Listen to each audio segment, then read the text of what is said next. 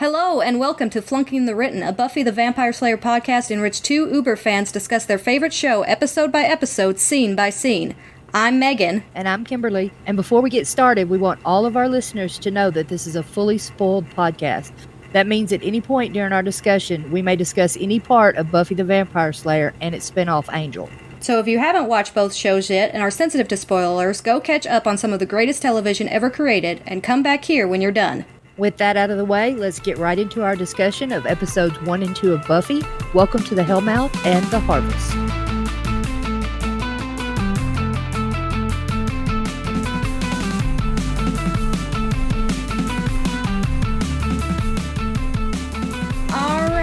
Kimberly, I'm super excited to get this podcast going.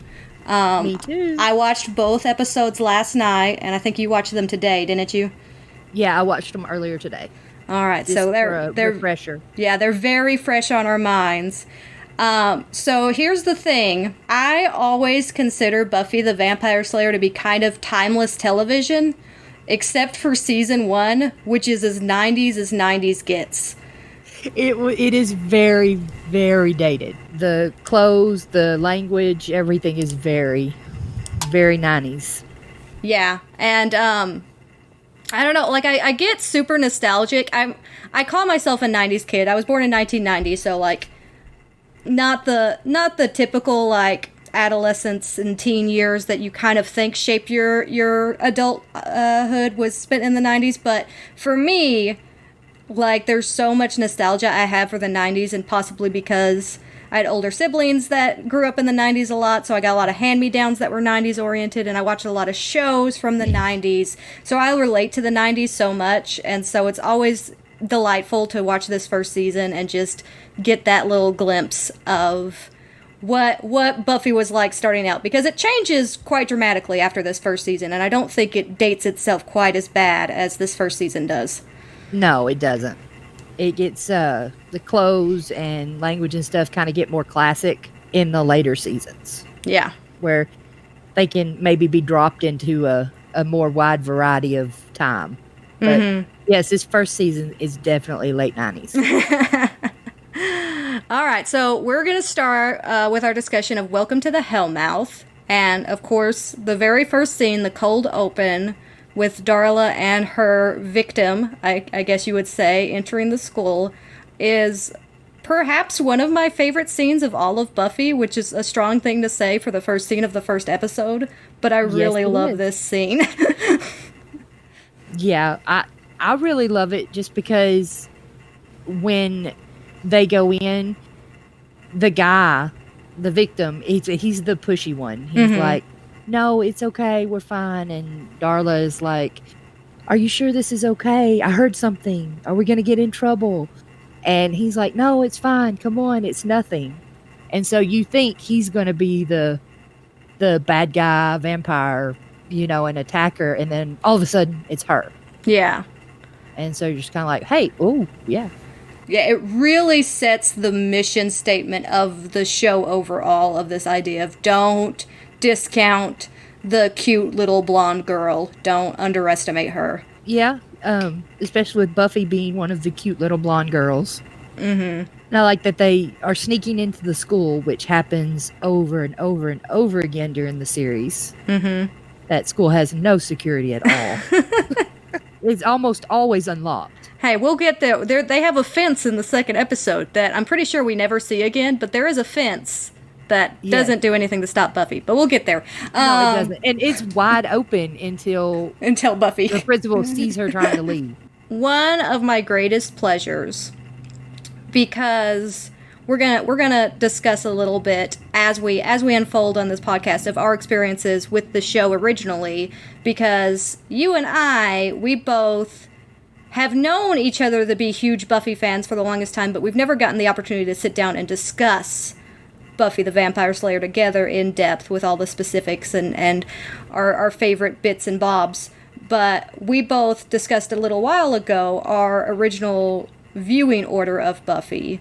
And you started in season 2 and carried on from there. And I started in season 6 and then kind of worked backwards. So I watched the series originally like completely out of order.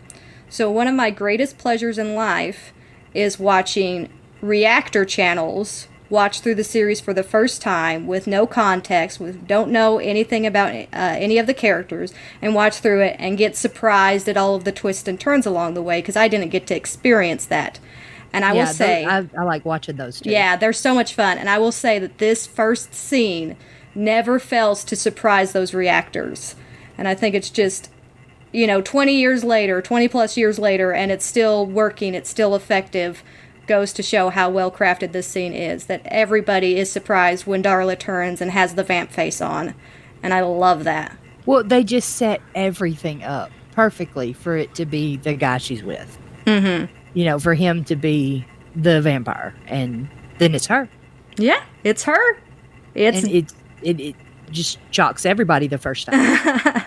So once we get through this scene, we go through our opening credits with the original font that they used, which always reminds me that I'm watching an early season of Buffy, because it's not the traditional Buffy the Vampire Slayer font. And I will say, this is how deep I'm trying to go into this, but I think some of the sound effects that they put over the track are different as well. Because I know in later seasons, there's almost like a whooshing sound that happens that I did not hear in this, but I always remember that whooshing sound because they use it in later seasons with a clip of Tara blowing magic dust, and it's got that whooshing sound when she's blowing magic dust, and it looks like it's matched up. And I don't think it's in this early version of the theme song. And I don't know how I noticed that this time around. I noticed a lot of weird things this time around because I was watching it very critically. But I'm always nostalgic for that original font. That's just kind of the worst, but kind of the best.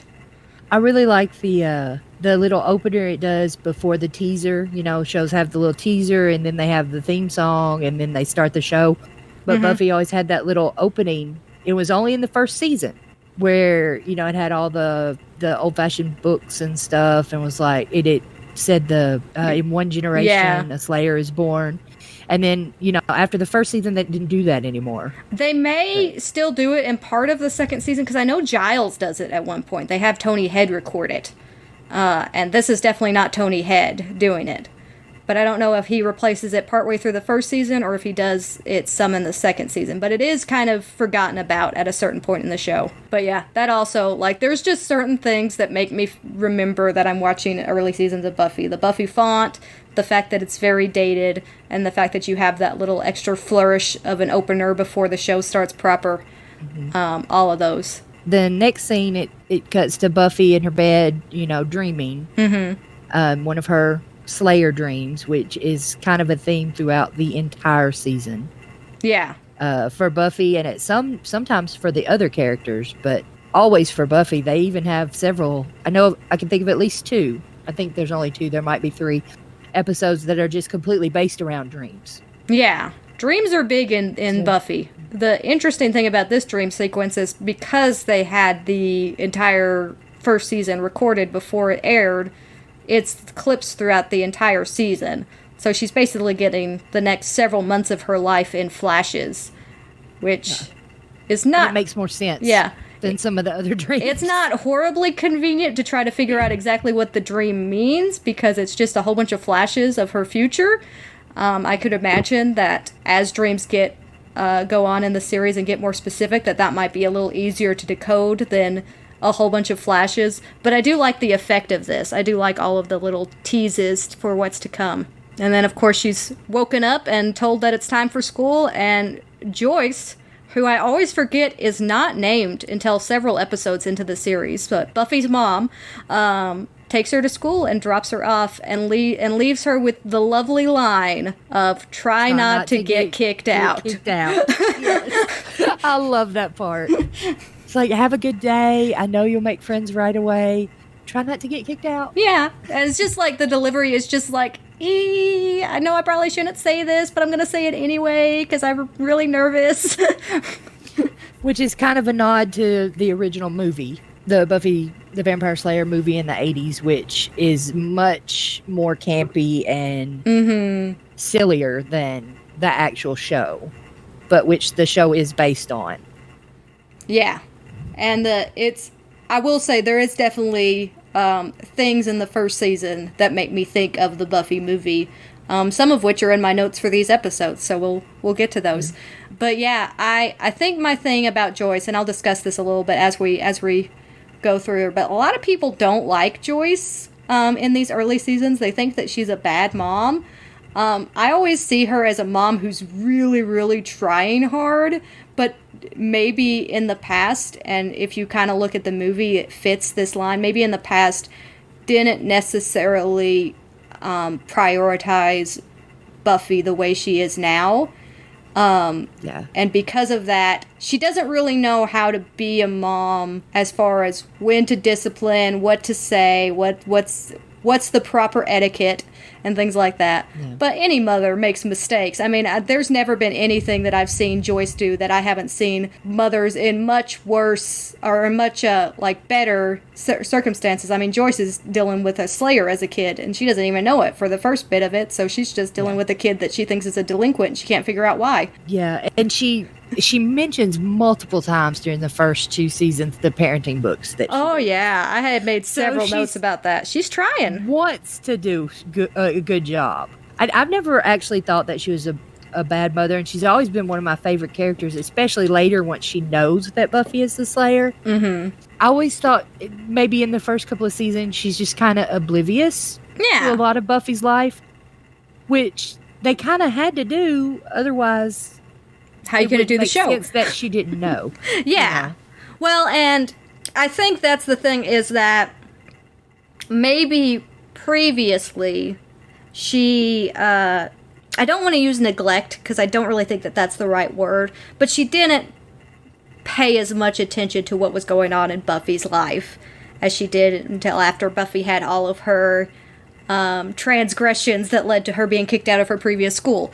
And so she's trying to learn more about Buffy, but it's not necessarily her natural state, especially considering she is a working mom, a working single mom now, and really focuses a lot of time and energy on her job. That's one thing that you'll see about Joyce, is that she is one who is passionate about her work and is always working. So yes, we get our introduction of Xander on a skateboard, which we never see him ride again.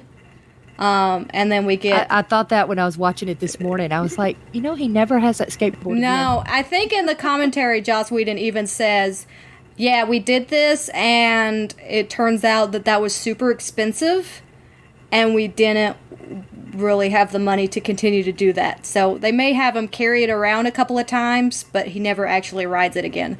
And we get the introduction of Willow and Jesse, who is played by Eric Balfour, who, honestly, I really enjoy Jesse, and I think he is the biggest misstep in the first season. Not that he died, but that he is just ignored after these first 2 episodes. But I really like Jesse.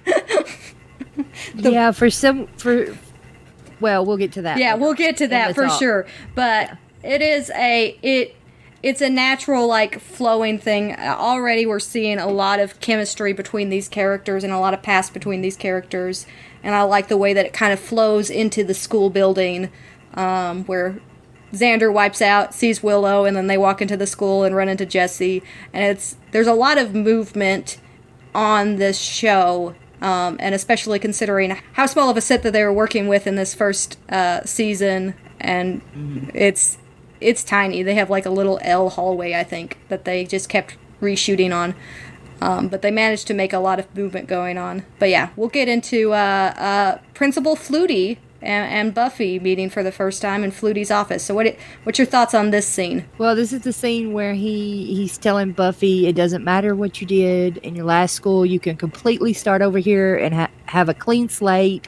She's all you can tell she's happy about that. And then he actually looks down at her records and was like, you burned down the gym. And that part's, I was just like, whoa. Especially for people who are watching this who had seen the movie, because that's not in the movie. Mm-hmm. It was part of the original script for the movie, and then they took it out, and then Joss Whedon went ahead and used that part in the first episode. Yeah. Which I guess if you'd watched both, you could have just assumed that's something that happened in between. Yeah, there's a certain amount of understanding the things of the movie that Joss just decided to ignore flat out, and the things he decided to pull from. And I think it's mostly because his original script was that way, and so he pulled from his script and not the movie. But yeah, I'm just gonna say right now, I love Principal Flutie so much. Yes, he is wonderful. He is perhaps the most delightful of principals that I've ever seen on any TV. And he's played by Ken Lerner, and just does a phenomenal job with very few scenes, but like is actually a pretty well established character by the time he meets his demise. And my favorite part about this scene is the fact that when he tapes the record back together, you can look at that record and realize that it is completely taped the wrong way. Like, all of the jagged edges from where he tore it apart are on the outside. Like, he just kind of randomly tapes it back together and sticks it in the folder, and I freaking love that. Yeah, and then Buffy's face when he's doing it, she has the best face. Like, is he really taping that? Yeah, yeah, like, it's wonderful. Oh, and Sarah, it's like shock and horror at the same time. Sarah Michelle Gellar has so many great faces in this of just being uncomfortable this entire episode, because she plays the new girl really well, and she just doesn't know how to deal with anybody. Going a little deeper into this scene, I think what this scene really does nicely is show that Buffy can't escape her past, which is something she's very much trying to do in this episode. She doesn't want to be the Slayer anymore. She's done with that. She wants to move on, and the world isn't going to allow her to do so. Oh, yeah, I have several notes about that later on in this episode. Yeah, so this is the first real occurrence of that I've seen. Yeah. So yeah, she exits the office and then immediately bumps into people, dropping all of her contents of her purse, and Xander comes to the rescue to ask if he can have her. Yeah. Maybe a bit of a Freudian slip there. But this is where we first get Xander named, and I guess we could technically classify this as a meet cute, depending on your feelings on Buffy and Xander, but it is very apparent from the very beginning how much Xander is into Buffy. Like, they're not even trying to be subtle about it.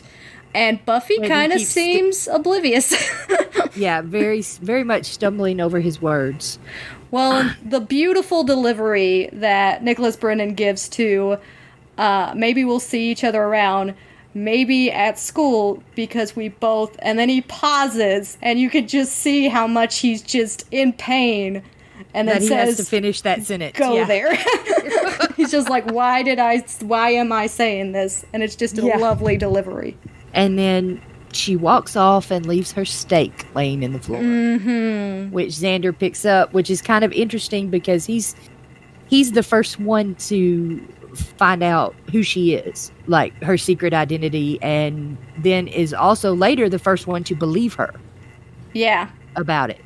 And I mean, I feel like I would pick up a sharpened stick and be like, oh, that's a steak. But I've watched Buffy my entire life. I'm not sure if, like, at that time, vampires were so big that anytime you picked up any kind of sharpened piece of wood, you would automatically go to steak. But he calls it for what it is and is immediately aware that something's fishy. But it does show, again, that even though Buffy is trying to move on from her past, she's still aware of what's out there and is trying to protect herself. Yeah, carry the tools of the trade kind of stuff. And then she goes into class and learns about the Black Death. Yeah, the teacher is really excited, I noticed, about the Black Death. Yeah. Like, she kept saying about this exciting plague and this wonderful social phenomenon and stuff. And I'm like, you are way happy about the Black Death. Yeah. Yeah, teaching this, you know.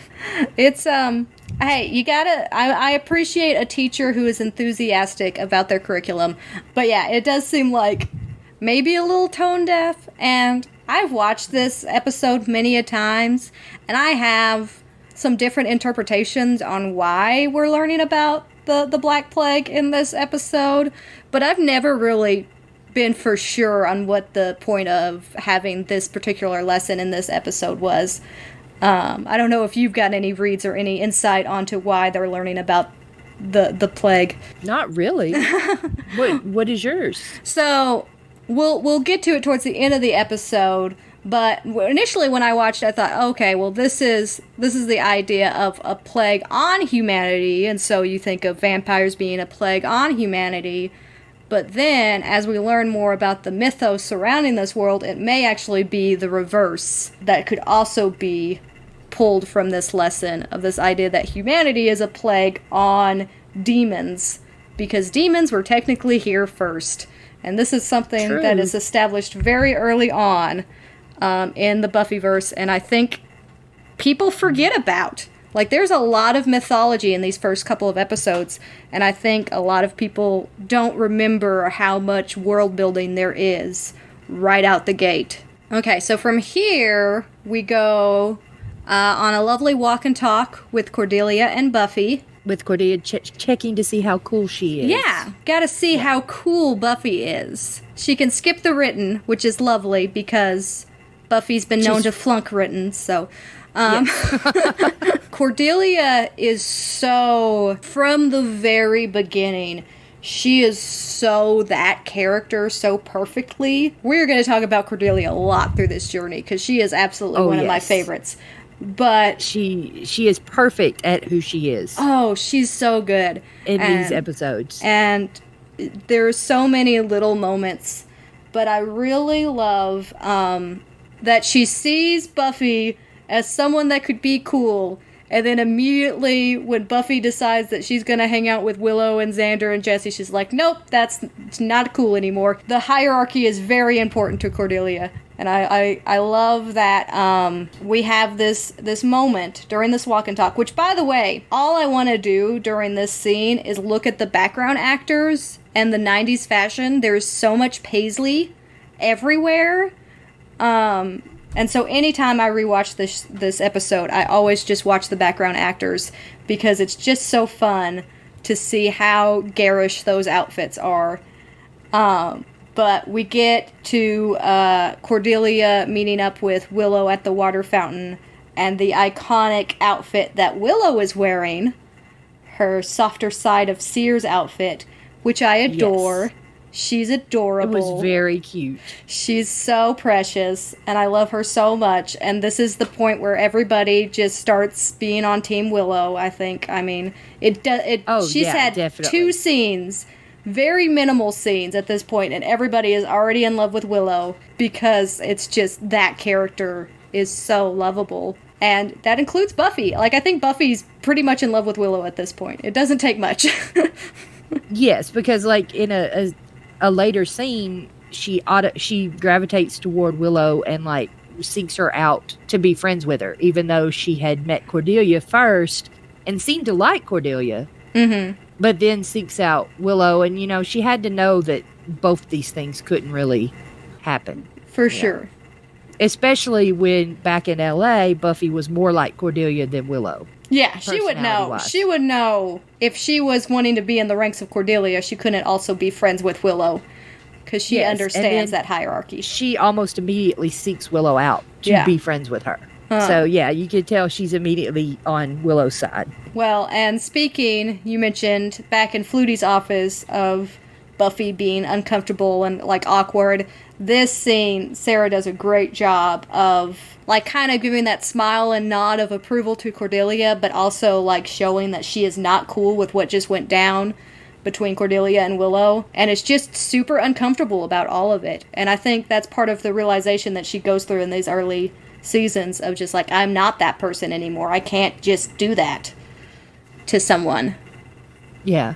Just, she's been through so much. It's different now. So, and then Cordelia takes her to the library so she can check out a book. Mm-hmm. And I got very excited about this because you see the library for the first time, Yeah. and so much happens in that library. And like when it panned out and you could see the library with the little table and stuff, I was like, ah. Yeah. In my notes, I said, I want this set in my house. I love the library set so much. I would love to recreate that in my house. Oh, yeah. I'm not sure Adam would let me. It's just something, a little side project you got to do at some point. Yes. But yeah, I love that set so much. It's probably my favorite set in the entire show. And it's here. We're in it. And Buffy wanders into this creepy library and immediately finds a newspaper with the headline, "Local Boy Still Missing," circled in red. Like just a giant red circle left out in the open. So Buffy's not in the greatest of mindsets when she first meets Giles. But to be fair, Giles is kind of not very good at doing his job in this first episode. We'll get into this more, especially later on when we meet Wesley and everybody's like, oh, Wesley's so terrible at this. But Giles is so not very good at his job at the very beginning. He has no chill. He's not, but I don't think we can compare him to Wesley. Oh, I don't know. Because he goes from literally being like, oh, I have to say I'm the librarian because I can't come on too strong. But immediately I'm going to pull out my giant vampire book and place it in front of her with a giant goofy grin on my face. That's season 1 Giles for you. And that's pretty strong. I think that is because Giles is, and you wouldn't realize this if this was the first episode you'd seen, but I think it's because Giles is expecting her to be like all the other Slayers and be thrilled. Like he really thinks this is Buffy and she's my Slayer and she's the new girl and she just came to find me the morning of her first day. And that she's going to be just as excited about him as vampires. Let's get them. Yeah. Because and let's train and let's do all this. And Giles, who's been, trained his whole career to have a Slayer like that, now has Buffy. And you can tell from his face when he brings out the big giant vampire book and she's like, no, that's not what I'm looking for. And he goes, are you sure? And she's like, no. And she leaves and he's like, my mistake. And you can see his face. He's just like, he's certainly confused. Yeah, he has no idea. Certainly why. learns faster than Wesley did. Like he learns quickly out on the field. He understands what's the difference. But I think it goes to show more about the Watchers Council in general and how it trains their Watchers to be, when they first meet a Slayer, is to be enthusiastic and excited about this thing that is really awful for these young girls. Like, they're in a terrible situation. But most of this, like, we meet 2 other Slayers during the seasons, and they're like that. They're like, ooh, vampires. That's all I want to do is kill vampires. Mm-hmm. Both of them, even though they're very, very different girls. And I just think it's Giles is just like, he does not know what to do with this situation, having a Slayer who is reluctant to be a Slayer. Yeah, and maybe all the other Slayers are gung-ho, but I can't imagine that they've all been gung-ho over the years. But we'll further analyze that as we meet some of the other Slayers, I'm sure, because you're right. Again, we meet both of them a little bit further into their careers, so you don't know for sure what their initial gut reaction was. But at the same time, Buffy here is already been the Slayer, so it is very possible that Giles was just like, yeah, she should be into this. She should be excited to get back to slaying. But Buffy just pieces out. She's done. She don't want to do that. Yeah, and I think he does a really good job of communicating that he doesn't understand. He doesn't get it, why she's saying no. Like, this is our job. This is your destiny. Why are you fighting this?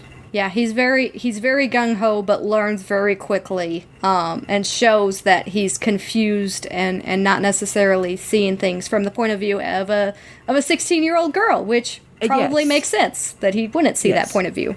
So then we have a very brief locker scene with the lovely Aphrodisia, who makes fun of Buffy's name, and the reveal of the fact that Darla's victim was in fact shoved in a random locker as Darla is known to do, I guess. That's the way to dispose of a body, according to Darla. Yeah, that's just a real quick glimpse into what it's like to go to high school at Sunnydale High, because that happens very frequently at this school. Yes, it does.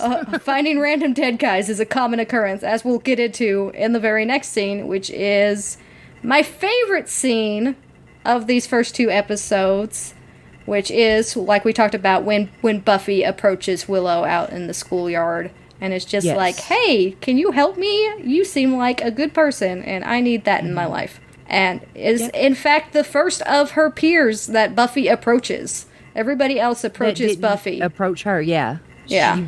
She very deliberately seeks out Willow. Yeah, and they talk about homework for a little bit, and then talk about the library, and Buffy immediately goes into, not the library. I don't really like the library. Yeah. And there is a lovely line here where Buffy's like, that place kind of gives me the Wiggins, and Willow's like, oh, it has that effect on most kids, which I think is a really great way to explain why there's never any other kids in the library for the entire series. Everybody's creeped out by the library. It's just a creepy place. It is a creepy library. And nobody wants to go there, so we can use it for all of our private training and Scooby sessions and don't have to worry about it. Yeah, and then she finds out from Willow that Giles is the new librarian. Yeah. He just arrived too at the same time she did. Very much so. Also, yeah, you can tell she thinks about this like, oh. Oh yeah, yeah. She's like, yep, they're taking over my life again. Also, I love that Willow thinks Giles is really cool. That makes me so happy. Because it says way more about Willow than it does about Giles, for sure. Oh, well, I love Giles. He's one of my favorite characters throughout the entire series. Yes. And Giles is, in fact, really cool, but has not shown that yet. Displayed himself to be a cool dude yet. He is really cool in Willow's eyes because he is smart and knows a lot of stuff about books, and that's really cool for Willow. And, again, something that makes Willow very endearing. So then we have Xander and Jesse show up. And Xander, while saying he's interrupting, inserts himself physically between Willow and Buffy. Again, and Sarah does some, great, I'm super uncomfortable acting, which I love. But I think that dynamic is so established right out the gate of the weird kind of love triangle that exists, and the fact that Xander just literally inserts himself between those two in that scene is just a great visual aid for that, because there's a lot of that in the first couple of seasons of Buffy with those three. And they talk in banter for a little while, and Xander asks her about the stake. He does. He brings it out and asks about the little fence that she's building, which is delightful. I love Xander's reasoning in that. And Buffy has a good cover-up. She's snappy on that. She knows what she's doing. Pepper spray is so passé. Yeah, obviously. She's got her answer. This is probably one of the scenes where I just, I don't know. I know a lot of people don't really care at all about Jesse, but for me, there's a line in this scene that makes me really appreciate Jesse's dry humor, because I feel like this line could really be read as mocking Xander, and that's how I choose to read it. May not have been the intent, but that's how I choose to read it. But right after, Xander is just like, so what do you do? What do you like? What do you want to look for in a man? All that, is so overbearing towards Buffy. Jesse just gives the driest line reading of, if you have any dark, painful secrets you'd like us to publish. And it really feels like that is more of a mocking towards Xander than it is a legitimate thing he's trying to ask for. Yes. And it's just, it's such a dry reading that I feel like most people around Jesse probably don't understand his humor, which is probably part of the reason why Jesse has trouble making friends, is because he has a sense of humor that's sometimes hard to read. And I just love him for that. Yeah, and then Cordelia shows up, all excited with the gossip that Cora found a dead guy in her locker. Mm-hmm. Cancels gym. Doesn't do anything for the rest of school, but it canceled gym. Canceled gym. And this scene is where Buffy has her first weird moment.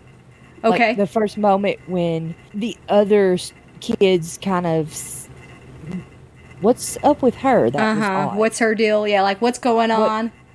Because everyone else is just like, oh, dead guy. But Buffy starts asking questions like, were there any marks? How did he die? You know? And everybody's like, ooh, we don't know. Yeah. And that's immediate for her, too. Like, yeah, this like automatic, I need to find out how this guy died.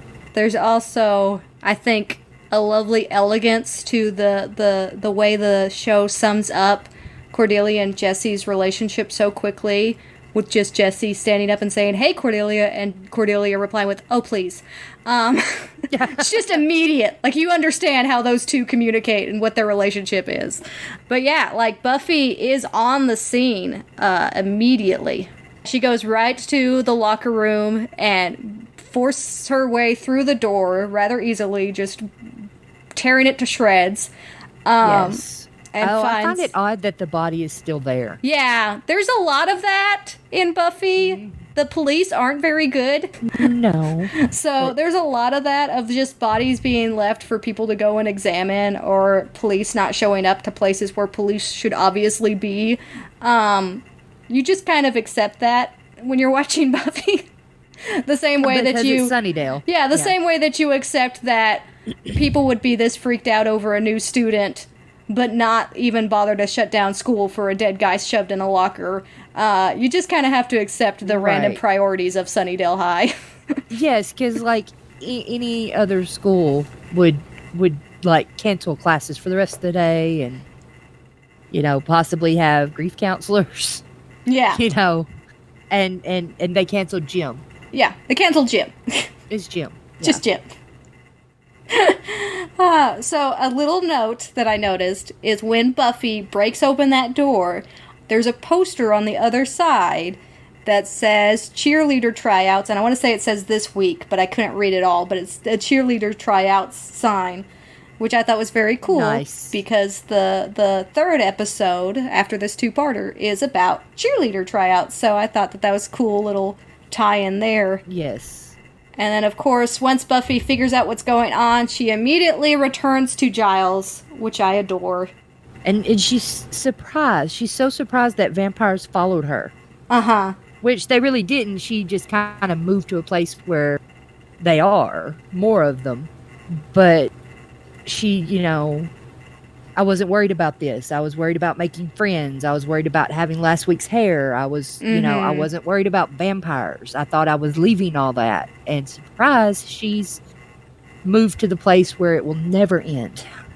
Yeah. And Giles picks up on that immediately. He's just like, there's a reason you came here. It's not because your mom chose to move here. It's because it's fate. Like, he really believes that. And then we see Giles again, kind of like, how do you not want to be a Slayer? Mm-hmm. Is what he's thinking when he's, all excited and telling her she's the chosen one. And she's like, I know. This scene is entirely exposition. It does a lot of info dumping. It explains how vampire siren works.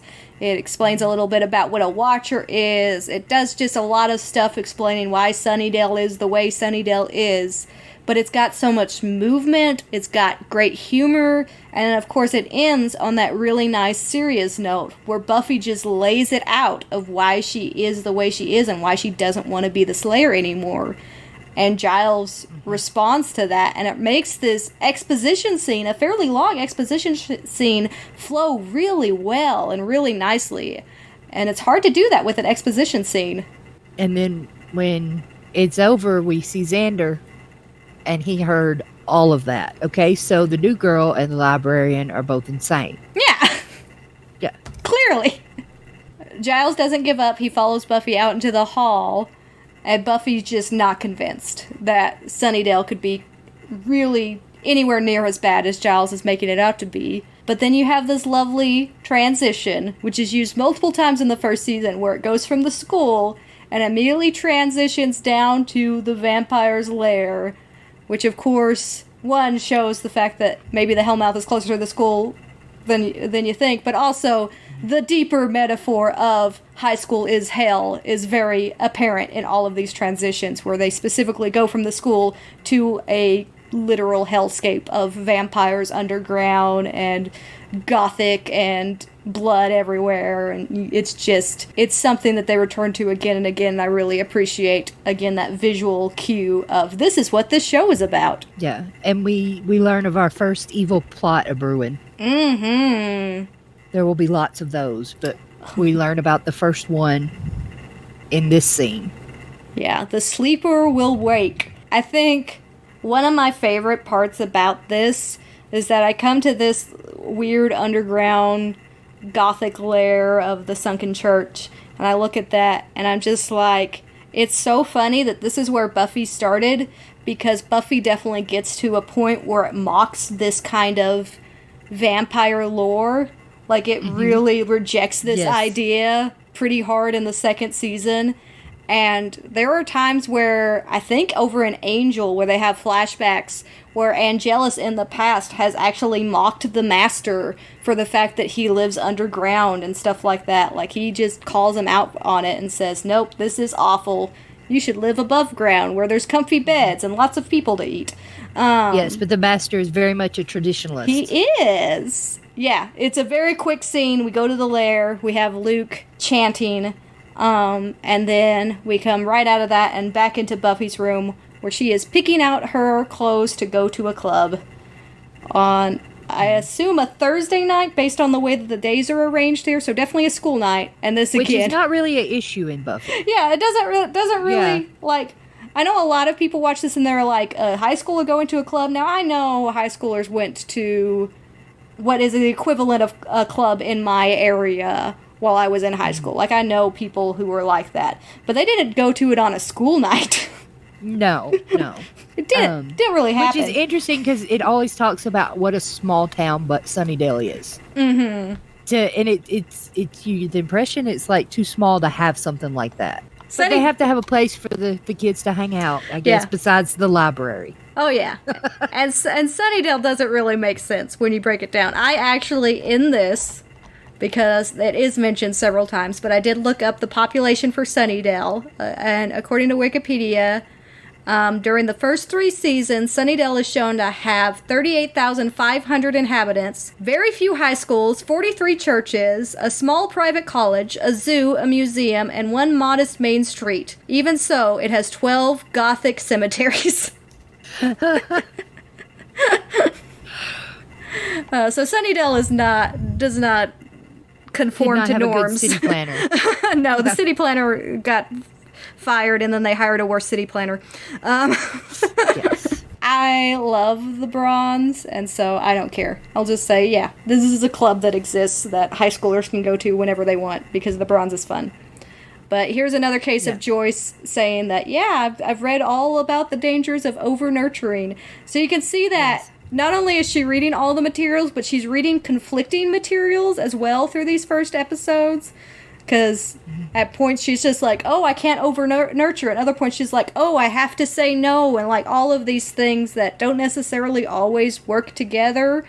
Right, yeah. And but so, the say no part is a little later in the episode. But yeah, she's just reading all the parenting styles and trying to do them all at once. Yeah, she's just trying to be all of the different parenting styles at once, and it's really just a mess.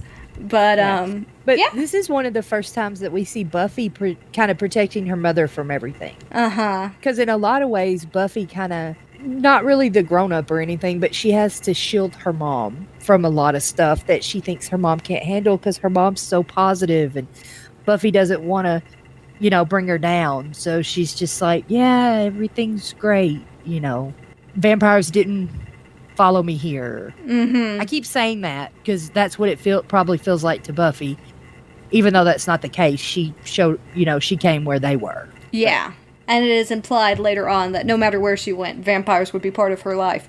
But she feels like that, right? She feels like she was running away, she was escaping this, and it's here in the forefront of her life again. And with that being said, let's go to the next scene, which I like to call Angel Alley. Yeah, where you think a bad guy's following her. Yeah. And about to get her. Which, again, big mission statement of the show is like this idea of the helpless blonde going into a dark alley and being chased by the bad guy, and instead turns the tables and takes the bad guy out. As much as I love that scene thematically, you kind of have to wonder, it's like, what if that was just some random dude? And what if he wasn't actually following her? That's an aggressive first move from Buffy. Yeah, true. But I think she kind of knew he was following her. Yeah. So we get our introduction of Angel, who is unnamed at this point. He's here. First season Angel, I'm going to be honest, is not my favorite version of Angel. They really can't figure him out yet. Yeah, and he's in the first season, he's so melodramatic. Oh, yeah. Well, it's just kind of like, okay. One of his opening statements to Buffy is that he wants to kill them. He wants to kill them all. And I'm just like, woo, you are coming on strong, sir. Yeah.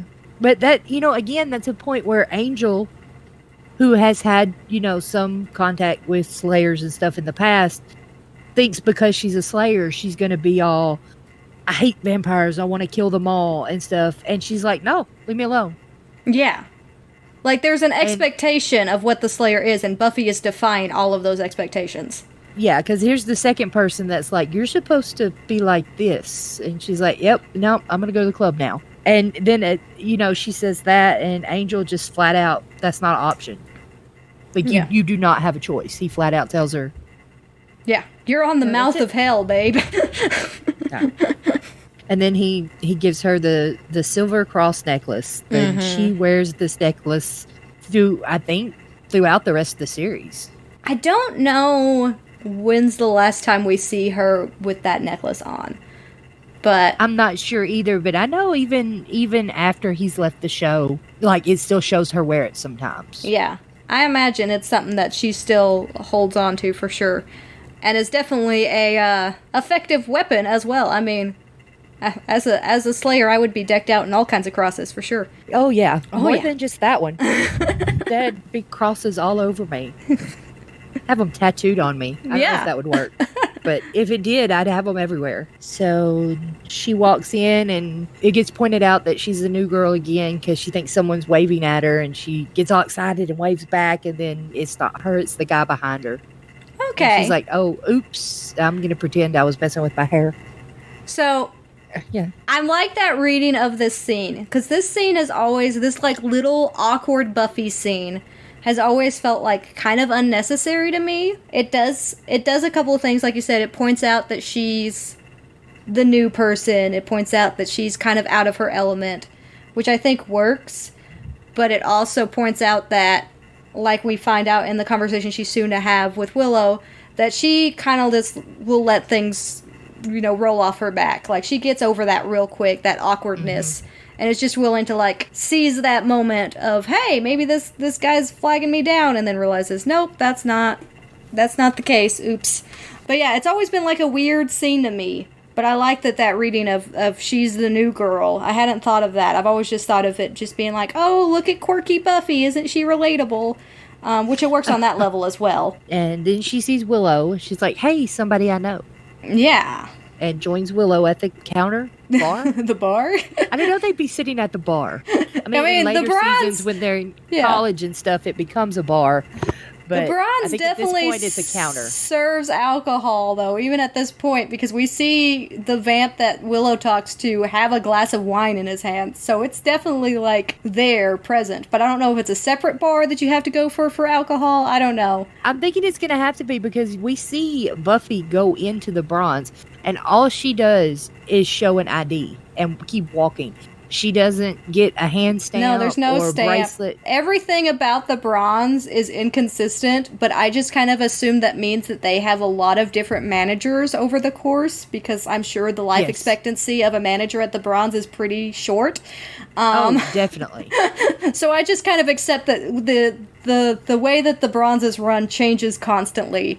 And that just allows me to headcanon all of the inconsistencies. It's probably a life expectancy shorter than that of a Sunnydale High principal. Yeah, which is pretty short. Dang short. So yeah. So we have this convo with Willow and Buffy, and Willow says that she's there alone, but was hoping that Xander would be there. And Buffy asks if they went out, and she says, "We used to, but we broke up because he stole my Barbie. And again, Willow is just the most adorable person. And because she actually still sounds annoyed. Yeah, like about it. He stole my Barbie. Like if they were going out today and that happened, she would break up again.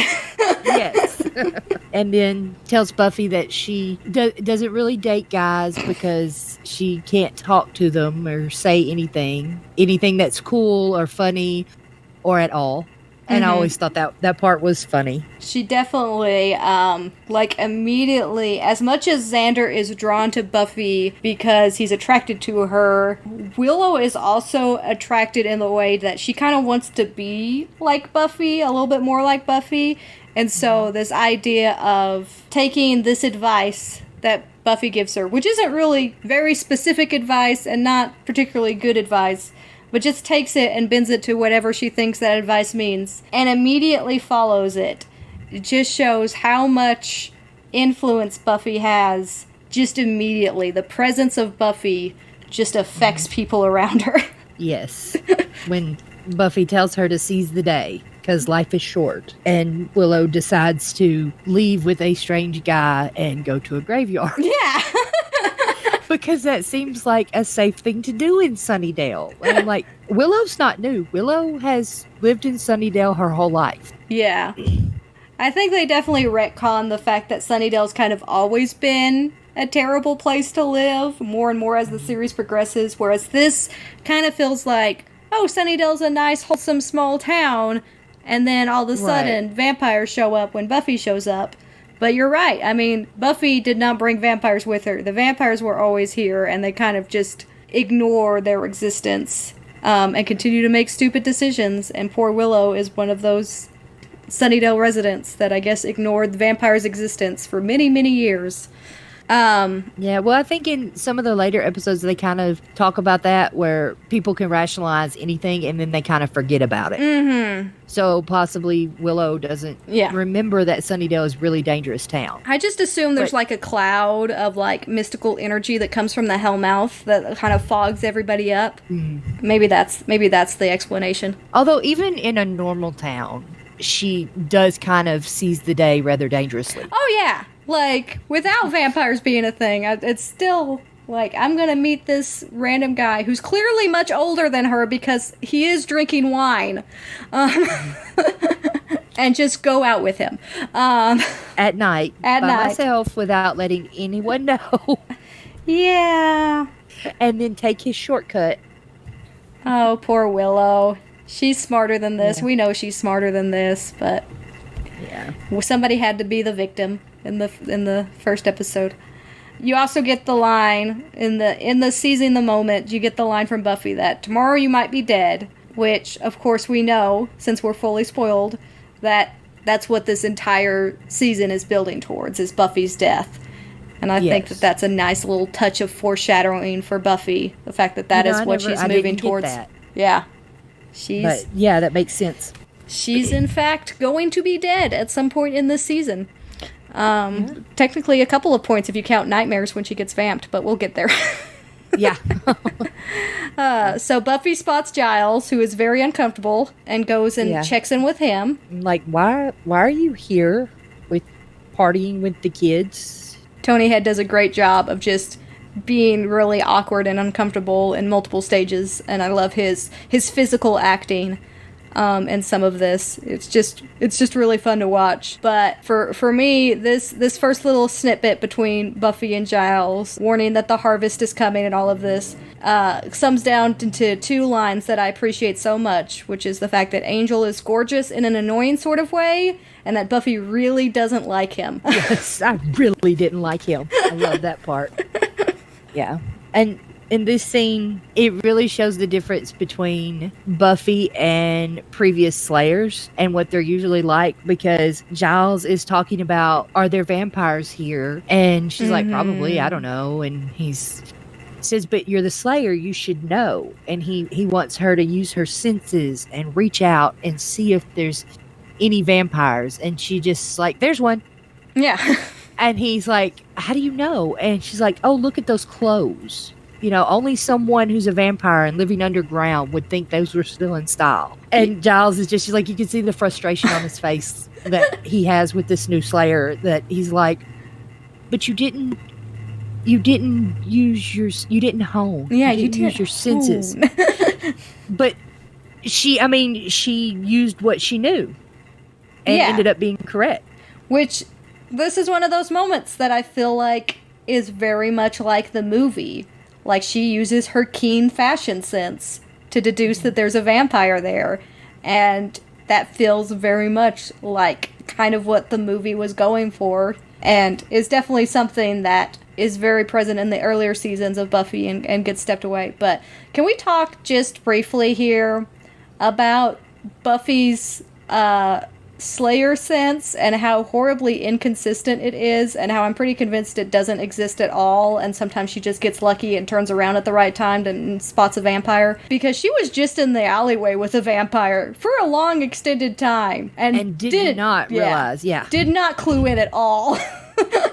Yeah, and it's actually, I don't remember exactly when it is, but it's a little while before she realizes Angel is a vampire. I don't know I can't remember exactly when, if it's the 3rd or 4th episode, but it's a while, and she sees him several times. It's longer than that, because I think it's episode 7.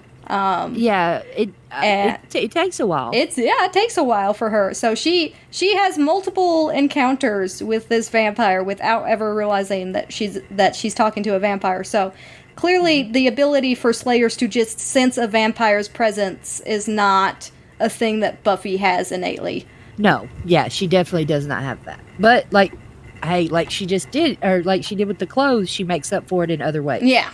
She's got her own way of detecting vampires. So she goes into action when she realizes that Willow's in danger, and then she goes into the back halls of the Bronze, I guess, and immediately gets a stake. And I so appreciate that in these early episodes, they continue to show Buffy always being prepared. She has a stake on her at the beginning. She immediately grabs a stake here. There's multiple times where she goes and makes sure that she has weapons and is prepared for the encounters that she's going up against. And I really appreciate that. The most awful thing that could happens where she almost stakes the most popular girl in school. Uh-huh. Yes. She almost lives the dream that many of the nerds of Sunnydale High have had. Oh, and it becomes a dream of hers later on. But at this point, it's just, I'm ruining my social life here in this town. Oh, yeah. That's dead set. Like, Cordelia is not gonna let that down. In fact, she pulls out her cell phone and immediately starts calling people, which I'm pretty sure after this episode, cell phones just cease to exist in Sunnydale until season 7, so it's impressive to see one. But I love the line, "What is your childhood trauma?" That is such a great delivery and such a great Cordy line. Just shows so much about her character again, of just how quick she's gonna get to the point. Oh, very much. Oh, yeah. Yeah, and then we're back underground, and we see the Master rise and realize he's trapped there and kind of waiting for the other vampires to bring him food. Mm-hmm. He rises, and he is just there to wait for somebody to be brought to him. He'd prefer someone young. Immediately in his element. I really like, the Master is a super campy villain, but I really like Mark Metcalf's performance here, where he is just delightfully a vampire. He really has a great balance between being hokey and funny and actually super intimidating all at once. And I like that he can switch back and forth, that there's moments that you're just like, no, he can actually like mess some people up, but then he's just super funny and goofy that you get surprised whenever he actually is a super evil, menacing vampire when those scenes come around. We get some snaps of Jesse throughout all of this that we've just discussed, where he's rejected by Cordy and then turns and finds Darla, and so he wanders off with Darla, and Buffy and Xander meet outside of the Bronze, and Xander reveals that he knows. She's like, "How do you know? Does everyone know? Was there an assembly?" Yeah. To announce this? And he's like, "Well, I only know that you think that this is who you are. And she just interrupts him and is like, we have to find Willow. And he realizes she's serious. At this point, he doesn't really believe vampires, I'm sure, but he realizes that she is seriously worried about Willow. Mm-hmm. And so they wander off together to find Willow, and then Willow and the guy she was with, who's a vampire, they're wandering somewhere together, and Jesse and Darla are wandering somewhere together. So they're just all kind of out in Sunnydale in the dark. Yeah. And they all converge on the mausoleum, the beautiful mausoleum, which a lot of stuff happens in that mausoleum. It's where you get your first dusting, which is pretty awesome. Yeah. And considering that it's a while before it shows another dusting on camera, because you hear the noise and you know that vampires got dusted, but it's a while before they show the other one, just because in the first season it was so expensive. Mm-hmm.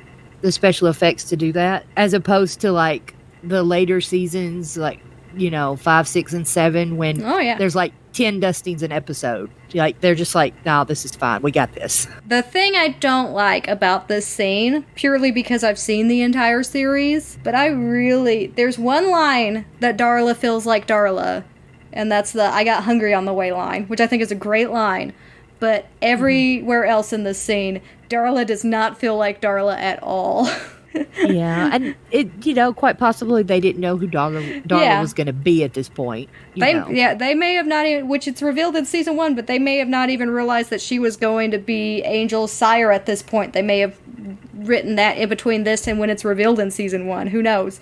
But she definitely doesn't feel like Darla. Knowing our history, that she should be able to figure out pretty quickly who Buffy is. The fact that she's a Slayer, that should be apparent to her pretty quickly, and she is just not in her element here at all. That's always a bit disappointing. I think that Darla and Angel are a couple of the weakest characters in the first season, considering how much I love them later on in the series. She just doesn't really have her act together, and is kind of just put in her place by Buffy pretty fast. But Luke shows up, and Luke happens to be stronger than Buffy, or so he says, so he gives her a run for her money, I guess. But this is the point, because Luke monologues, as Luke does, where he talks about humanity being a plague of boils. And so that's how I immediately came back to this idea of the Black Plague, and how there's this idea of, well, obviously vampires are a plague of humanity, but vampires see it the same way. Vampires see humanity as a plague. And so I that's the one connection that I've kind of pulled from this whole Black Plague thing to tie it all together. Don't know if that's the intent, but that's what I got from it, so I'm going to stick with that one. Which it makes sense to tie those together. And while Buffy is fighting Luke, she tells Xander to go, and Xander helps Jesse and Willow out, and they take off running. And you see Buffy fighting Luke, and then vampires start to surround the other gang. It's all building up. Everybody's in danger. Giles is figuring out stuff back in his research mode, and Luke continues to monologue, and then throws Buffy in the sarcophagus, jumps in after her, and goes for the bite, and then dun dun dun. It's to be continued. Alright, so before we get into the harvest, I'm going to do a little housekeeping. We're actually recording the second part on a different day, and during that time, I have realized that I've made some terrible, terrible mistakes in the fact that I did not mention who wrote and directed these 2 episodes. Joss Whedon, he wrote both of these episodes, and then oddly enough, did not direct them, which I always kind of assumed he also directed these episodes. But Welcome to the Hellmouth is directed by Charles Martin Smith, and The Harvest is directed by John T. Kretschmer. So that was a little bit of a shock for me. He actually doesn't direct an episode of Buffy until Prophecy Girl. Really? Yeah. So I did not know that. I kind of always assumed he wrote and directed at least through the 3rd season when he leaves to go to Angel. He actually split some of the workload there. I'm assuming he was a pretty heavy backseat director in these first 2 episodes. I'm sure I would think so. I'm sure the credited director was kind of annoyed with him at times, because I'm sure he made his opinions known as far as it goes, because obviously when you go back to the movie and you hear all the stories about the movie, a lot of it was because of the directorial choices. So the fact that this show started without him directing it was kind of a shock to me. And I'm trying to mention some of the more substantial side characters, actors who played these characters, because I think they don't get as much notoriety as our big main cast. But I failed to mention that Luke is played by Brian Thompson, and I feel really bad about that because I really like Brian Thompson. And he will return to the Buffyverse after Luke's demise. He'll come back to play the judge in season 2. So big shout out to Brian Thompson.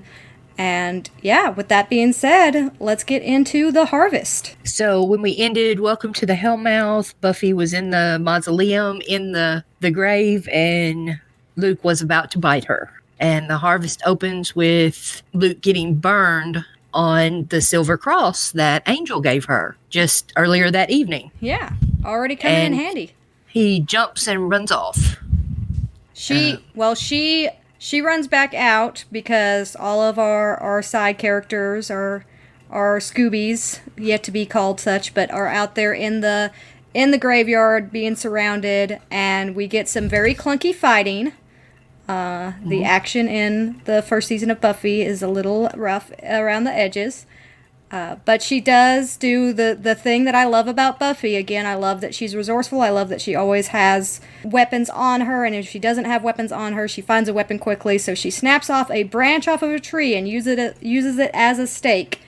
And again, I just love whenever a character can think on their feet and is just always prepared. And Buffy is on top of all of that from the very beginning.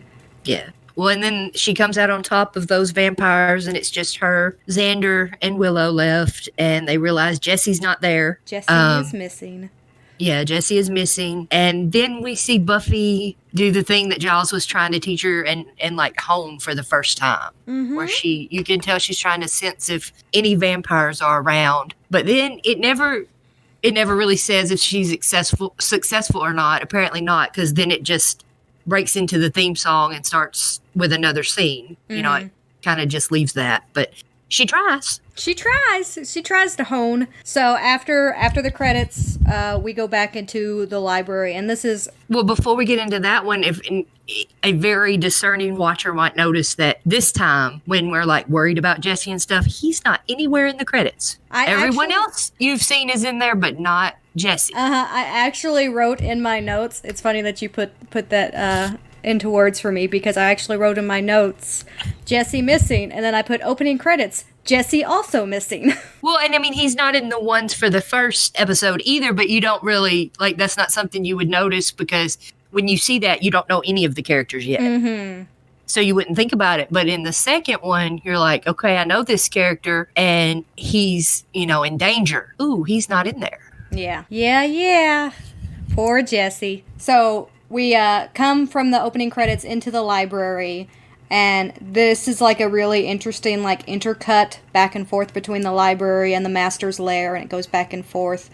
But we start in the library with a whole bunch of exposition again, because that's what the library is there for. It's for the exposition. And this is where we get this, like, mythology of this world being older than we know. And it actually started out as a world of demons. Yeah, and the last demon to leave this reality fed on a human and mixed their blood, and that's how vampires were created. I really like this idea that there are demons and then there are demons, right? Like there's this older version of demons that are so beyond what we experience for most of the run of the show. Mm-hmm. And I really like the idea of the fact that this world is, in fact, a world that was once ruled by these kind of ungodly demons that were so beyond even dimensions, right? Because they traveled back and forth between dimensions, and when the last one left this dimension, it fed off of a human, and all of these other demons, all of these other things that we interact with is just like a diluted form of what there once was. A couple of times during certain fights and certain situations, they'll mention that, you've never seen a demon like this. You've never seen a real demon or, this kind of form of demon. And that happens throughout Buffy and Angel. Yeah. Like whenever they want to communicate that this big baddie is way worse. This is a bigger deal than anything we've dealt with. Mm-hmm. You know? So there's obviously all different kinds of levels of demon. Yeah. And, you know, down at the bottom is kind of, you know, the vampire because they're part human. Yeah, I kind of like, that's the pecking order. Poor vampires are at the very bottom. Which I believe there's even an episode of Angel, I believe, first season where there's basically where demons do not like vampires. Mm-hmm. They don't think they're good enough. I think you're right. But I mean, I'm sure we'll get to that eventually a while from now. But yeah. there's kind of that canon too that not all demons think vampires are demon enough. They are kind of a weird in between, right? Because they're made from humans, but they're technically demons, so they can't really exist in either world fully. Okay, so this is one of the first cuts. We cut right down into the lair, and the master is upset because he has been brought scraps. Yes. And he scolds Darla. And there's a thing he does here. There's a thing he does here that I have never noticed before, but when he's grabbing Darla, he does like this weird thing with his tongue, and it's so super creepy. And I've never noticed it before, but now I will fear that I will never not notice that. But it is just the weirdest, grossest thing. And I'm kind of upset that I've noticed it now. And I've ruined it for all of you now, because I'm sure you're going to watch it and notice it. I'm going to have to go back and check that out because I have no idea what you're talking about with his tongue. So I'm going to have to go. I totally am going to have to check that out. It's a level of tongue acting that I was not prepared for. Okay, I'm excited about going to see what he does and wondering how I've missed it so many times. Oh man, but yeah, they discuss and determine that Buffy may in fact be the Slayer, and then we cut right back to the library. So there's a lot of back and forth here. I really love the way that this is all cut together. Yeah, and Giles, who's tired of arguing about it and what they're going to do and how they need to do it, basically is like, and I love this line. All right, Slayers hunt vampires. Buffy's the Slayer. Don't tell anyone. Yeah. And he's like, we're done now. That's all you need to know. I've always really liked that line. Yeah, it's great. We also, we also establish that the police are useless, which is good. I like that they've put that out there early. It's all adorable when Willow's like, well, we don't have to tell the police that it's vampires. We can just say a bad man. He's a bad man. And I'm like, oh. And we also established that even though they could in the movies, in this version, they can't fly. But they can drive. Yeah, when Xander's like, they can fly, and Buffy's like, they can drive. Yeah. Which kind of also establishes that the vampires might be a little more modern than they're coming across as. Mm-hmm. What with being underground and everything. Like, there might be a little bit more to these vampires. So once we kind of establish that there is a sewer system, an electrical tunnel that they can maybe learn some more information about, we cut back to the Master, and we have this epic zoom into the Master's face as he says, the Slayer. Yeah. And we get to frame Luke as being a big baddie guy, because he hasn't left a victim alive in like several hundred years, right? A couple hundred years. Mm-hmm. So that means that it has to be the Slayer. That's all the confirmation they need. Yeah, because no one else would have survived him. Absolutely. And poor Jessie has been upgraded to bait. Yeah, because they know that she'll come back to saving. And then back in the library, they realize that there are tunnels, sewer tunnels and electrical tunnels and stuff that run over the whole town. We're like, yeah, that's going to, be a big thing for the rest of the series. Yeah. At this point, Buffy realizes that she was facing the door of the mausoleum and Luke had come up behind her so that the entrance to the tunnels is in the mausoleum. So now she knows how to get down there. And it continues to show just how, even though she berates herself for not realizing it sooner, how observant she actually is to pick up on all of that during a time where she is, definitely under duress. She's being picked up by a very large vampire and thrown around like a rag doll. But she pieced it together, and there's a couple bits in this little section that I love. First of all, can we talk about Xander's green mushroom shirt? Because I really love Xander's green mushroom shirt. And I kind of want one for myself. It's just the most ridiculous, yet kind of easy to overlook shirt. And yeah, like, the more I realize how over the top that shirt is, the more I love it. But I don't think I really picked up on the fact that it's just a green shirt with a bunch of mushrooms on it until several viewings. A very random shirt. Very random shirt.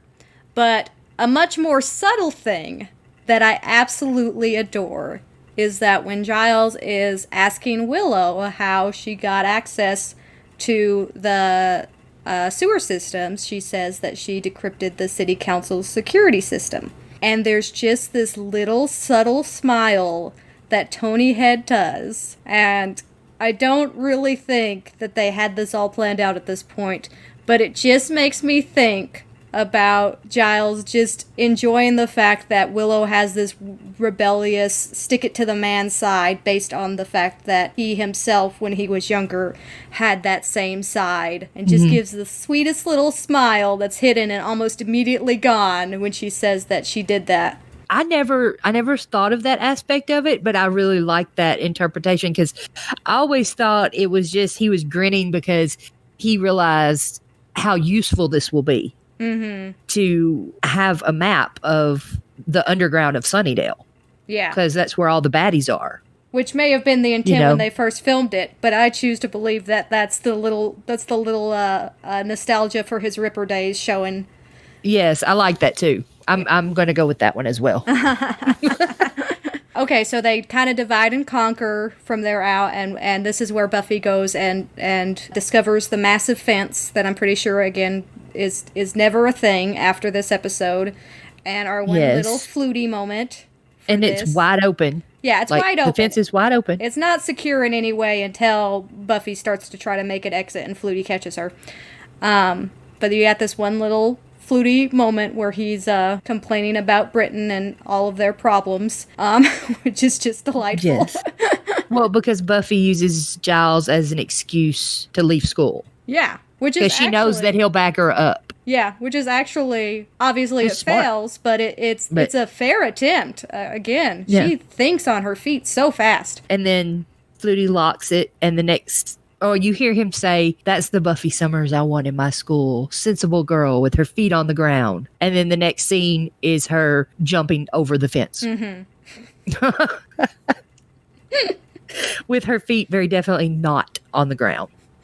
I love the fact that Buffy is just so used to bypassing every attempt to keep her contained that it doesn't even faze her. Like she didn't wait but 2 seconds after he left before she just jumped over that fence. So there's a really brief clip here in the hall between Willow and Xander where they're listing search terms for Willow to use. And there's a couple things I like. I like that, again, Xander's a complicated character, and we'll get into him more and more as the series progresses, but he has this inferiority complex going on right from the beginning, where he says that he's going to help by standing around like an idiot. Willow is not very good at comforting him because she quickly defends that he is not standing around like an idiot, but can't come up with anything better than the fact that he's just standing.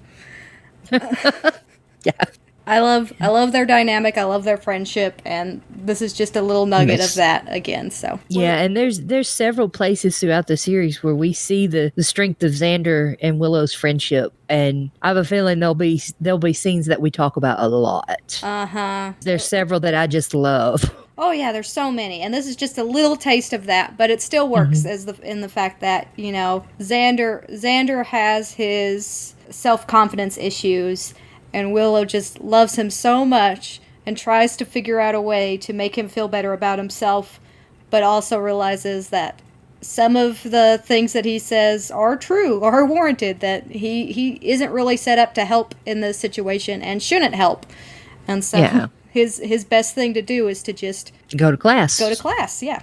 Go to class. And instead of going to class, he follows Buffy.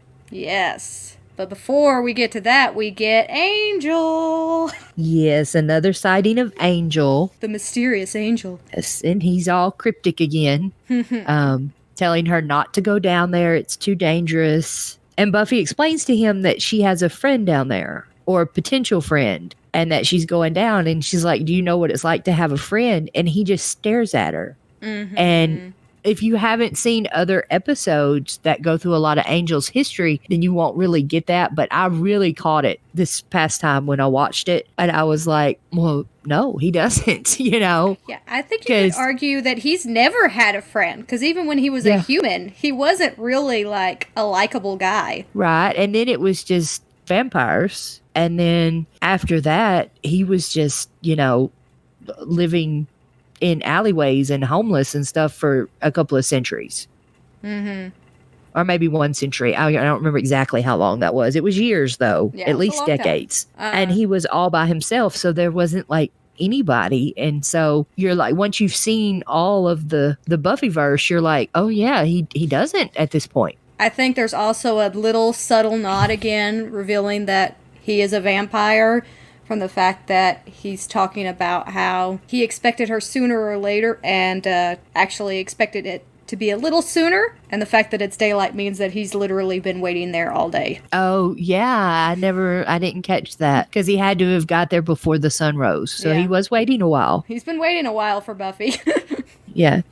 And the one issue I have with this scene is she asks him why he won't go down there, and he says, because I'm scared, which doesn't really seem like a very Angel thing to say to her.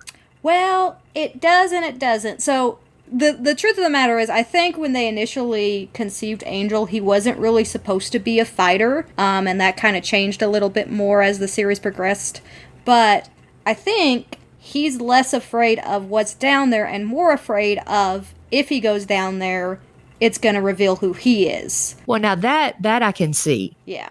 But I wasn't thinking of it as he's going to go down there with her just on his own. But yeah, that makes sense that one of the vampires already down there will reveal it, or, you know, she'll find out when they're fighting. Yeah. That makes sense, because he's obviously not ready for her to know. So we get Buffy breaks through the lock and goes down into the electrical tunnels.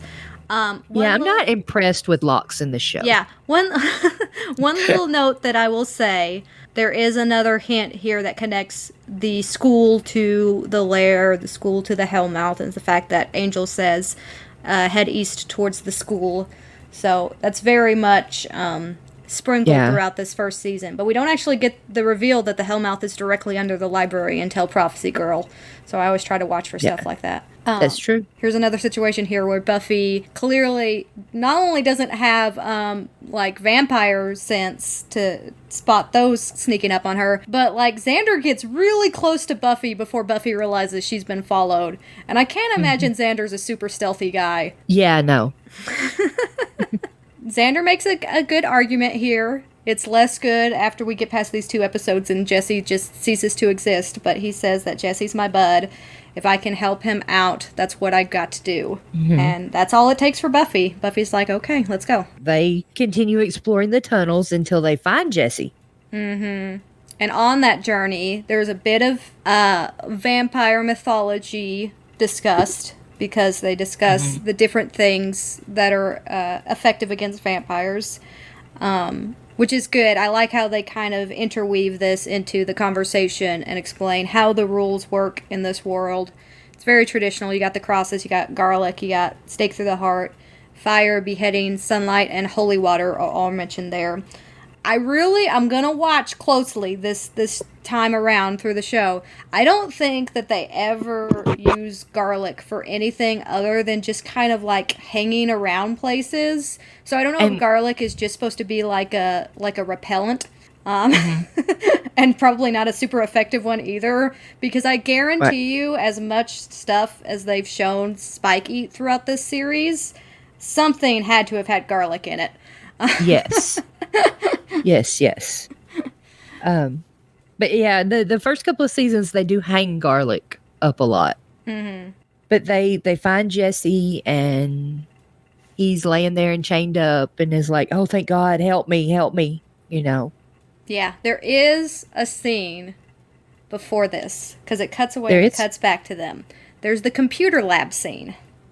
Oh, I've got that further down. Okay. Ah, yeah. So there's a lot of cutting back and forth here, but the computer lab scene is perhaps my favorite scene of this episode. Not because of Willow being awesome, but because it has my favorite character in all of Buffy. And I'm being completely serious. There's no sarcasm here at all. Just want everybody to understand that my favorite character in all of Buffy is the random dude bro who pops out when Cordelia's explaining that Buffy tried to, like, come at her with a stick. And he's just like, who?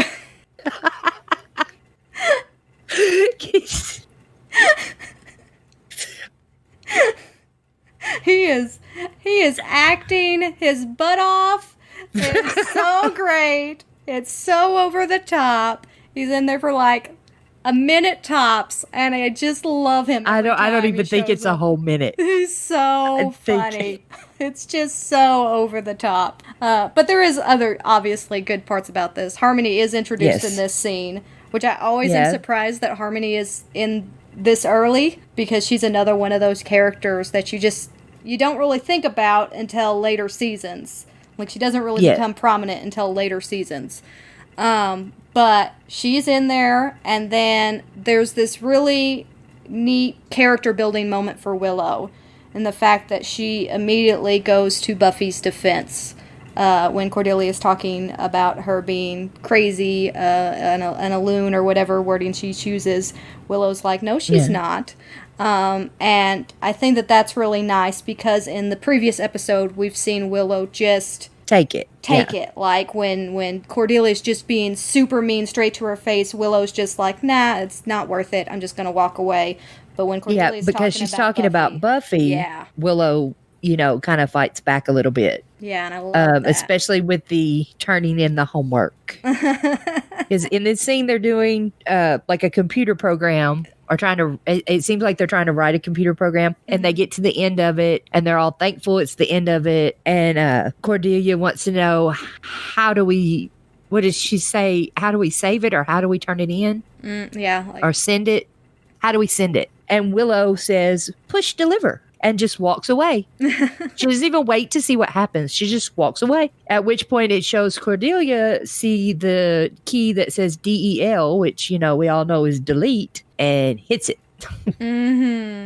Everything disappears. But Willow doesn't even wait to see this. She just walks away. Yeah, she's super cool, man. Yeah. And there's this amazing cut of Charisma Carpenter, like, just starting to, like, realize and then fully react, and it cuts away right as she's, like, fully understood what has just happened. Her whole program just disappeared. Okay, so now we're back into the sewers with Jesse. Yeah, where they've found him. He's talking about how he's not okay, and let's get out of here. And they all start running and run into some more vampires. We see vampires with crazy long nails. We see vampires with glowy eyes. We see a lot of specific traits to vampires that are kind of forgotten over the years of Buffy, but are very prevalent in these first few episodes. Yeah, and Jesse kind of takes the lead, which makes sense since he's trying to lure them into a trap. But at that point, they're just like, oh, he might know how to get out of here, and they follow him to kind of a room without an exit. And then there's a really interesting conversation that Jesse has with Xander about how awesome being a vampire is. Once, he shows his face and they realize he's a vampire, they turned him. But he talks about how he's never felt so great before, and he can hear the worms crawling in the earth. I've always loved that line. I've always loved, I can hear the worms. Like, I love that. Because it's such a not valuable thing. But he just loves it. He loves being a vampire so much. And so Xander's kind of frozen, so Buffy grabs him and, shoves him out at the door at the other vampires, and her and Xander push the door closed and think they're trapped, but then discover a vent in the ceiling. which they climb up and climb out of while the vampires are breaking down the door. And then above that is a manhole cover that they can go up through to get out. And as they're getting out, a vampire grabs Buffy's leg and she pulls his arm up into the sun, and he lets go, and they're safe. Yeah, there's a couple of bits in this section that really make Buffy feel way weaker than she should be, considering how easily we've seen her break every lock she's come across at this point. Yes. Yes. It seems like the Xander's help shutting the door shouldn't really be necessary, but especially like just pulling her leg up enough to where the sun is, hitting the vampire's hand. Yeah. She should be able to do that, I would think. I agree. And kind of like when she's trying to pull the vent off, that takes way longer than it should have, considering her strength. Yeah, like we've seen throughout the show after this, where she'll just very casually do stuff that's way harder than that. So it's kind of a weird section as far as Buffy's strength goes. But there is a very, very short scene right after this that's back down in the lair with the Master and a vampire who he calls by name. He calls him Colin, which is pretty funny because I believe that is also the name of the Anointed One. So we have 2 vampire Collins in the first season. But it's just got this lovely, again, this part that I love about the Master is he's so delightful and charismatic and just silly and goofy, but then also really terrifying. And that's what this scene encapsulates so well, where he's just like, say you're sorry, and then he says he's sorry, and he says, like, that wasn't so hard, and then off camera you see him just jab his hand out and hear this squishing sound while he says, you've got something in your eye, and you're just like, oh no. Yeah. Which is, punishment for letting Jesse, the bait, and Buffy get away. But, the night before, he didn't really punish Darla or Luke for letting them get away, or tasting his food and bringing him leftovers. Well, so you can kind of see at this point that Darla and Luke are some of his favorites. Yeah, I was about to say, well, something we definitely learn about the Master is he plays favorites. He absolutely plays favorites. Couple quick bits of lore that's mentioned. Willow comes back to the library and announces the earthquake of 37, which is what caused the Master to be trapped. Which is a pretty significant thing that's actually kind of still relevant throughout a lot of Buffy. There is callbacks to that earthquake throughout the entire series, so it's a significant moment that I just feel like must be mentioned. But the scene's super short and not really a huge talking point in it. Yes, but that earthquake becomes very important. Yeah. And then we have the ritual where Luke becomes the vessel, and more just weird tongue action from the Master. I'm sorry, but I have to go check this out. He just does so much stuff with his tongue that's just weird.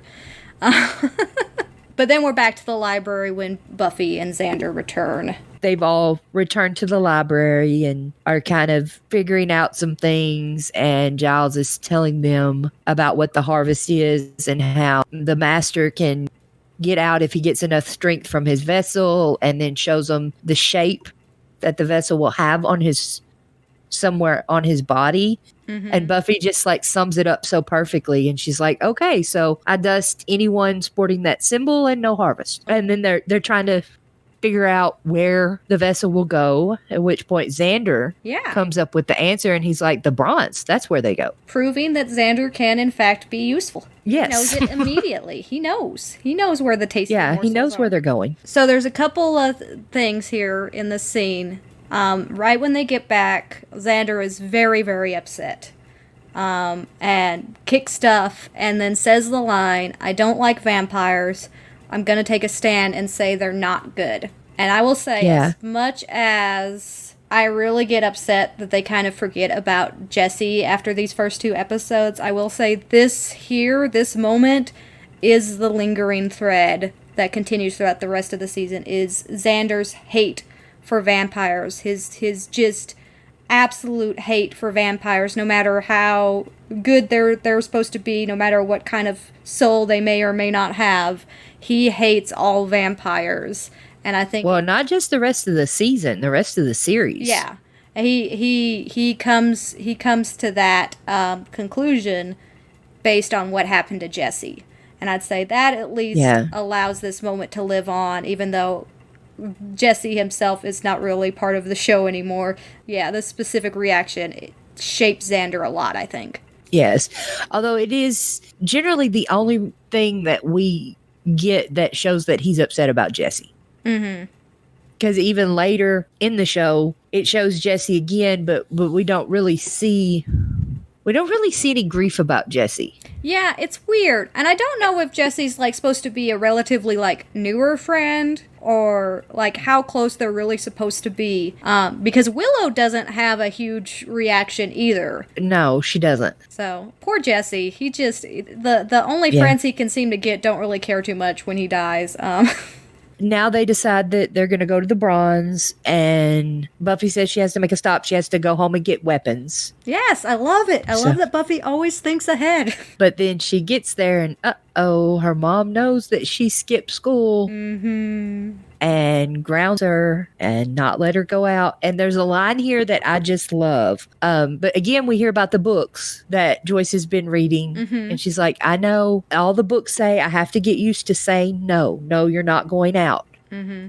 And I'm just like, still reading the parenting books. But then Buffy is trying to explain to her mom how important it is that she go out because, it's basically the end of the world. And she's trying to tell her mom, I have to go. Joyce says, I know if you don't go out, it'll be the end of the world. Everything's life or death when you're a 16-year-old girl. And I just love that part. Because, everything is life or death for Buffy. Like always.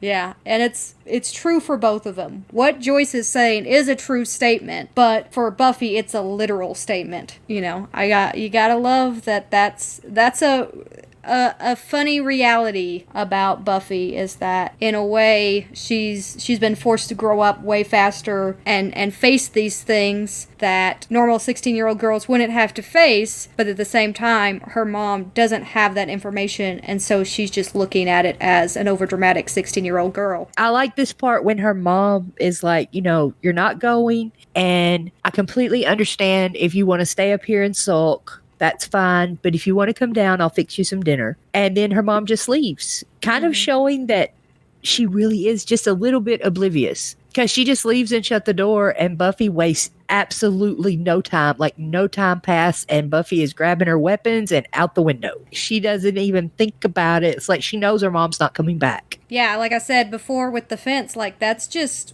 Buffy's default. Any obstacle that's put in front of her, she just immediately bypasses it with zero hesitation. Yeah, and during this time we see some really good imagery of the vampires heading toward the Bronze. There's some music playing, and they're just kind of walking, and they've all got their vampire faces on, and you can tell they're just so happy they're going to do this. Yeah, and the music. So something that I want to do with this watch through is spend more time listening to the music of Buffy the Vampire Slayer. And there's two songs here. There's Wearing Me Down, which is the song that Cordy's like super excited about and runs down and dances to. And then there's the Ballad of Dead Friends, which is the song that plays as the vamps are approaching the Bronze. And those are both by the Dashboard Prophets. And what I think I'm actually going to do, because there's also, I believe, by Sprung Monkey played in Welcome to the Hellmouth. It's these songs that I know so well because I've watched the show so many times, but I haven't actually like bothered to learn about the bands or listen to the song in its entirety. Yeah. Yeah. And so I kind of want to like create a playlist as we're going through these episodes of all of these songs and just have that together and probably link it in some of the stuff we post, just so other fans can have access to it. So that's my project for this watch through, is to really pay attention to the music, because everything is so like specifically selected, and music is such a big part of Buffy. That's why the Bronze exists. That's why that area was created, because they wanted to show the local talent and give them a place to perform and have live bands and stuff like that. When you said the vampires approaching the Bronze and looking all happy, like the lyrics, how are you feeling? Do you feel okay? Because I don't. Played in my head because I've listened to that so many times in that specific scene, and I can't separate those two. And yeah, I really like the music selection for this episode, for these episodes, and I'm looking forward to exploring the music going forward. But yeah, we have the vampires approaching, and then we have the team outside as well after the vampires have taken over the bronze and locked them out. And Buffy has a very specific line towards Xander, where she says, "Don't go wild bunch on me." Already, based on everything we've discovered in a very short amount of time, Buffy's got Xander pegged as being the riskiest of the team. There's also this beautiful line from Giles that I think really sums up the intent of vampires, and when he says that when you're looking at him, you're not looking at your friend, you're looking at the thing that killed him. Yes, and the part where Xander says they have to get in there before Jesse does something stupid. And Giles is like, Jesse is dead. And then he says that line, which is really a really good line. Yeah, it does a lot in a short amount of time to really build the vampire lore and explain some things that, normally you'd be like, oh, well, when a vampire is created, it's actually a demon taking over his body. And we get those kind of explanations, the more long-winded one. But this one is so clear and to the point that that's not your friend anymore. That is literally the thing that took his life. Yes. Here's the thing I love about the harvest and the bronze scene and Luke up on the stage and all of this stuff is that they're coordinated in such a way that they're putting on a show. Like Luke goes up onto the stage and starts his speech, and there are vampires running lights for him. Like they have a prepared presentation, and they are organized, they are rehearsed, they know their parts, and they just do this really ridiculous dramatized speech before he starts feeding, and I think that's just hilarious. Yeah, where they have it that almost like they practiced it. Yeah. Yeah. Like they knew what they were doing going in. And they show it, because Buffy, when she's up top, and notices that Luke is the one that has the mark of the vessel, it cuts away to show a vampire literally sitting there on the light, with the spotlight aimed at Luke. And then he sees Buffy, but Buffy doesn't see him. So you think that, he's fixing to try to get her. And then all of a sudden you just see where she throws him down onto the stage. And does a really awesome series of flips to get down there too. Yeah. She's good at flips. Yes. So this is another thing that with a real thorough watching, I've picked up on, is the fact that if you listen closely to the voice actors in the background, just the weird voices that they've applied to the crowd sounds to try to make it seem like everybody's engaged and aware of the situation, there's some really terrible over-the-top dialogue in there that doesn't match at all the scenario that they're in. It's just somebody gets bitten and there's just a dude that says, "Whoa." And it's just throughout this entire scene, all of this section. It's a pretty long scene. And everybody's weirdly planted in there with random bits of dialogue that don't really match with what's going on. And I wonder what the process was, the behind the scenes process where they were putting all that together. But it's just delightful for me. And you also get the most Buffy the Vampire Slayer the movie moment. Buffy killing a vampire with a symbol off of a drum kit. Yes. And she will just grab anything made of wood. Well, and that she beheads him. She throws it like a frisbee and beheads him. Oh, the symbol. And okay, she giggles for a second because Xander makes a pun and she's just giggling, and it's just the most ridiculous beat in this whole section. And I'm just that's the Buffy the Vampire Slayer movie showing. That's the little little bit too over the top. So we have several threatening things going on here. We have Jesse going after Cordy, Darla going after Giles, and of course Luke is about to feed on Buffy. Yeah, and meanwhile, like while that's happening, we have Xander confront Jesse, who is again talking about Xander, who didn't listen to Giles, is like, come on, Jesse, I know you're in there. And Jesse is talking about how uncool he was and how much better he likes it as a vampire. While he's doing this, is it someone brushes past? Yeah, somebody. And he gets pushed onto the stake that Xander's holding. Yeah. It's a really weird choice, but I think it works. Yes, I really think it works too. I like that they did that where Xander didn't have to kill him. And we don't know if Xander was going to or not. He was holding the stake, but we don't know if he would have actually went through with it. Yeah, my assumption at this point is Xander would not have been able to do it. I think that may have helped him to be able to do stuff like that in the future, to be able to be a little braver around vampires and to actually go in for the kill.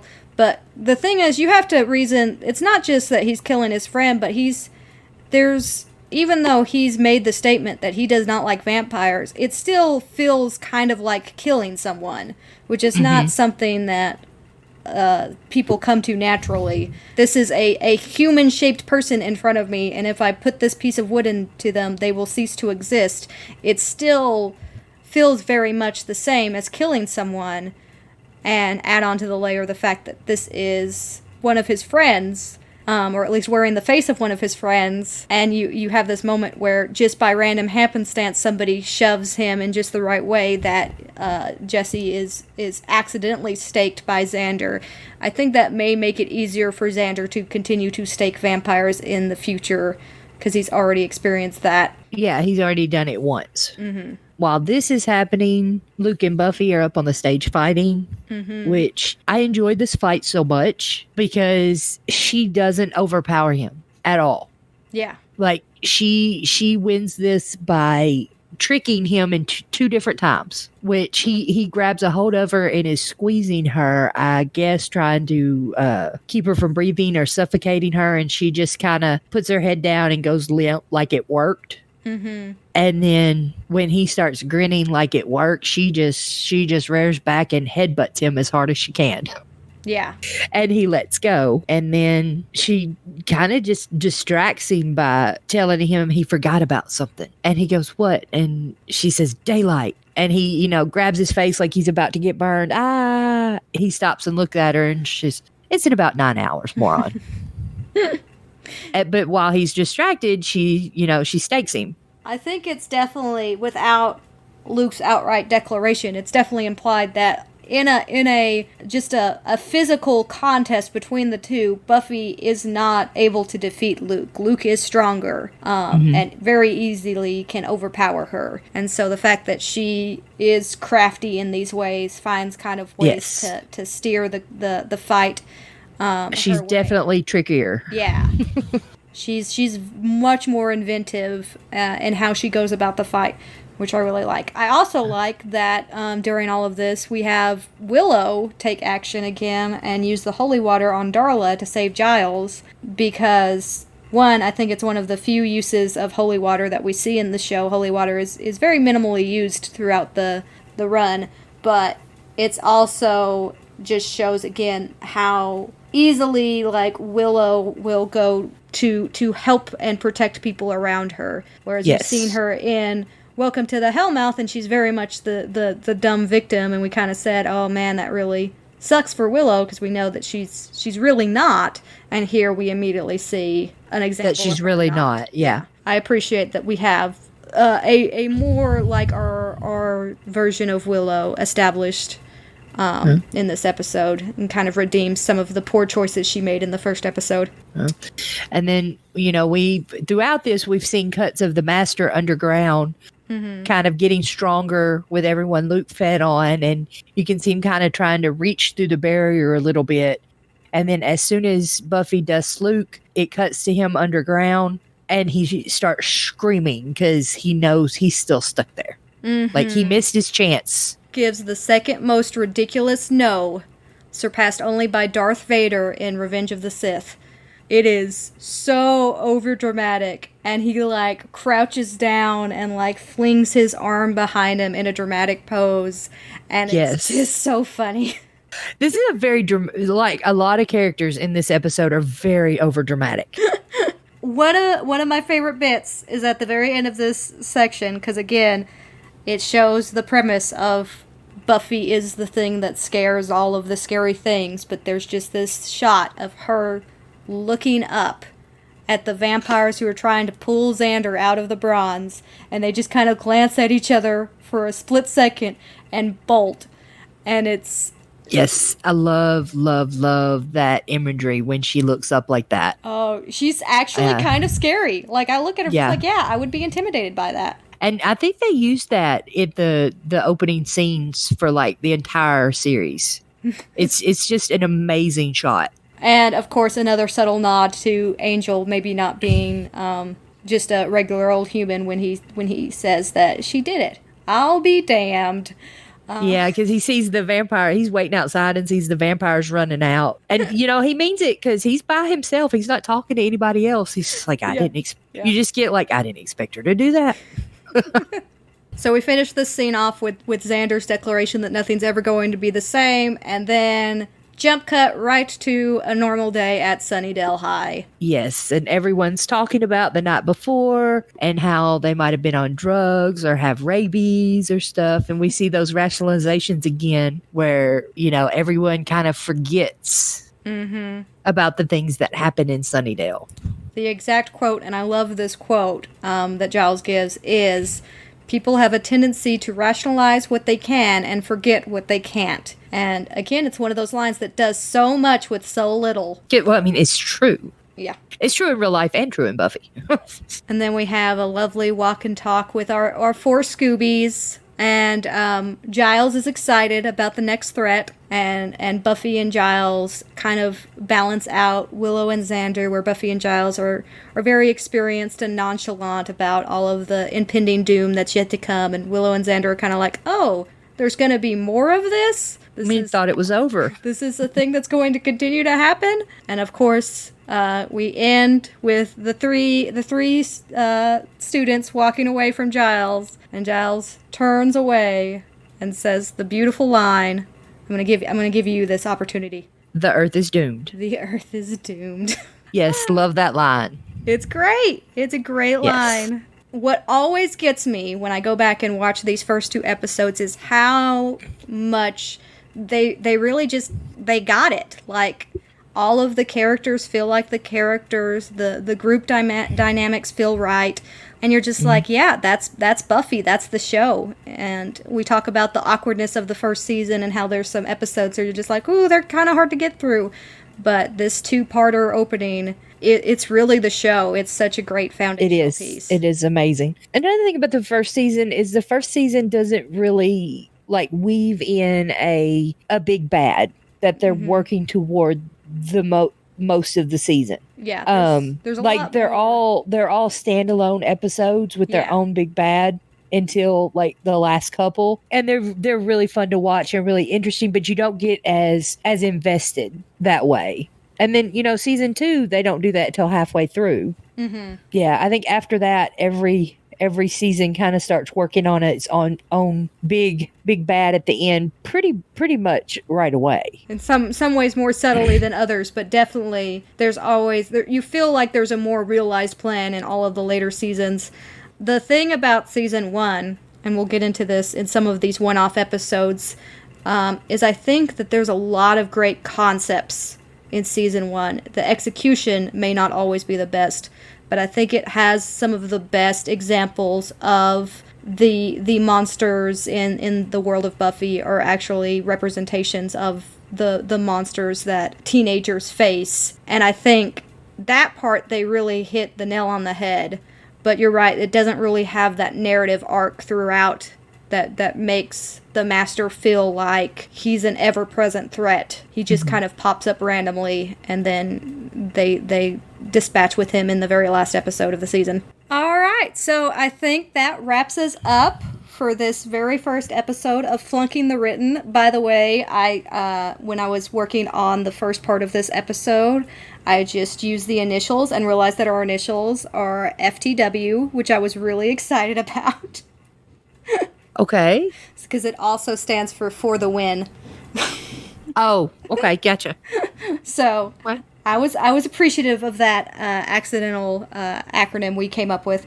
We will be going over The Witch next week, which I am super excited about because, believe it or not, I think Witch is my second favorite episode of season 1. Really? Yeah, I really like Witch. I really like that episode a lot. It's not one of my favorites. I do enjoy it, but I'm gonna have fun watching it again. I mean, there's very few episodes of Buffy that actually I'm not sure there's any episodes of Buffy that I'm ever like, yeah, I don't want to watch that. I always want to watch one. So even if I say one's not a favorite, it doesn't mean I don't love it. Oh yeah, There's just some I love way more. and I think I am in the minority when I say that Witch is my second favorite episode of season 1. It's only surpassed by Prophecy Girl for me, but I think it'll lead to an interesting conversation, and I'm excited. It should. I'm excited about it too. All right. Well, thank y'all all so much for listening. We really appreciate you taking the time to listen to us ramble about our favorite show, Buffy the Vampire Slayer. And like we said, we will be back again next week with episode 3 of season 1, Witch. Bye-bye. Bye.